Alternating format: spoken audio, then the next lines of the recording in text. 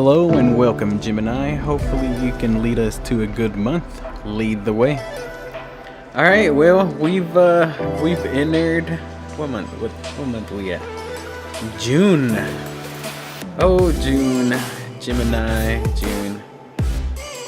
It hasn't even been actually, by the time of this recording, it has now been a full week.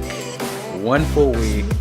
I had this partially done, and then I had to come back to finish it. It would have been done earlier. I know I'm a little bit late to put this out, but a couple things happened where I didn't really, I guess you could say, didn't really feel like doodling. Of course, I had to, study for the thing that we're keeping secret until I reveal it, hopefully in a couple weeks. And I'm just listening to my voice. Oh my goodness, my voice just sounds like I'm like barely awake. I don't know. I think because I really don't think I sound like this in real life. I don't know. It's pretty crazy. I think just because you're used. I don't know. It's really weird, the whole audio thing, like how you perceive your voice when you speak out loud and internally. It's it's a different voice than what your voice to yourself is different to others. And the reason a lot of people are shocked, especially when, like, if you ever call yourself on a phone, or you hear yourself you hear yourself as a recording on a phone, is what I meant. Excuse me. And you sound completely different, and you don't even recognize it, and you're like, oh my goodness, is that me? Yeah, that's basically because your voice internally, like, I guess the waves or the thoughts, even the thoughts do create waves, right? I know they wouldn't be the same kind of like recording. Oh, actually, you know what? That makes for a good sci-fi show. I'm gonna have to trademark this thought. Imagine if your thoughts were in a different time, not a different time, but a different type of like sound wave, like way different frequency. But yeah, it would be like some fourth dimension kind of thing, or yeah, something like that. That would be crazy. Anyways, I'm starting to lose off traffic. What was I talking about? Yeah. So I once give it a couple weeks, then I reveal the reveals, and then worst case scenario, I have to redo it. It might just take a little bit longer, but yeah. So we had that, which was not really anything. I mean, that's nothing really special. Just having to study and getting prepped for an exam. But the more important thing, I really wish it wasn't. It didn't happen. But my a dear friend of mine, who is like he was really special. He passed away this Monday, this last Monday, which would have been the 3rd. I didn't know about it until Tuesday. It's pretty crazy. My friend, he was always there. I was always there with him. I think we had a strong bond and connection. He's an older gentleman. He unfortunately died from lung cancer. If there is any good from it, I'm happy that his family was all there on his final moments. I'm really glad that he didn't die alone. I can only imagine that would be that. I mean, I know it happens all the time and we don't really talk about it, but that's got to be really bad.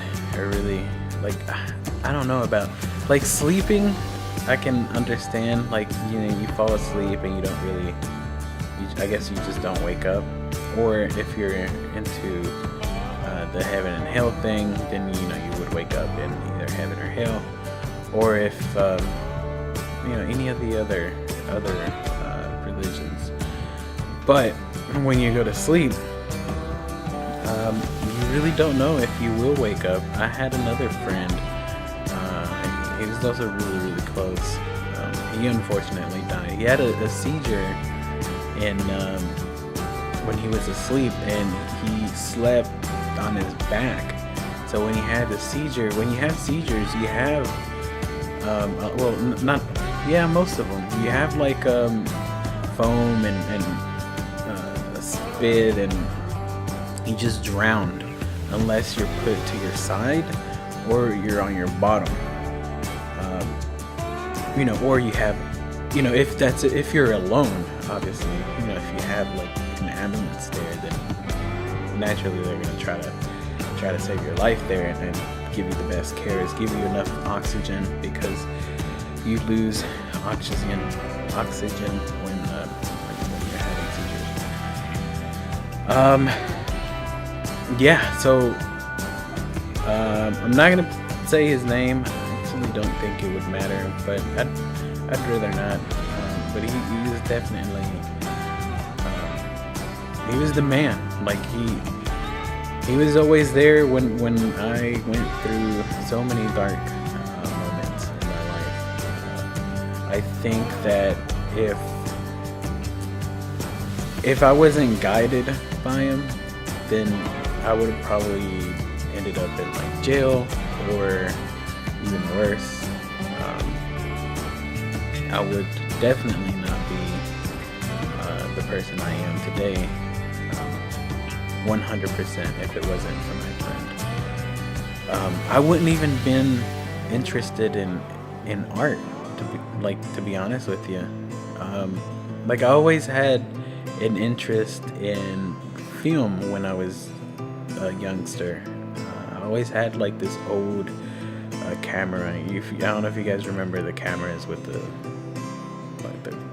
cassette that went in there. And anytime we had like a project for school, I would always see if I could opt into doing a video recording with some friends and stuff. As far as like artwork, that was the main thing. I did draw and a couple here and there, but as far as like painting wise, he definitely got me into painting, and then that evolved into animation, and from animation to other things. And anyways, and I do have to apologize, Gemini and everyone else who isn't a Gemini, for making this episode a little bit more grounded than the others, but I just definitely wanted to talk a little bit about it. And a crazy thing is, and I do have a regret. I was going to call him, because it had been a good minute since I had spoken with him last. I was going to call, and I didn't. I even had a dream. I was walking near his home, and I stopped by, and I knocked, and I could see like a shadow or an outline of him to open the door, and then I woke up. But I didn't freaking call.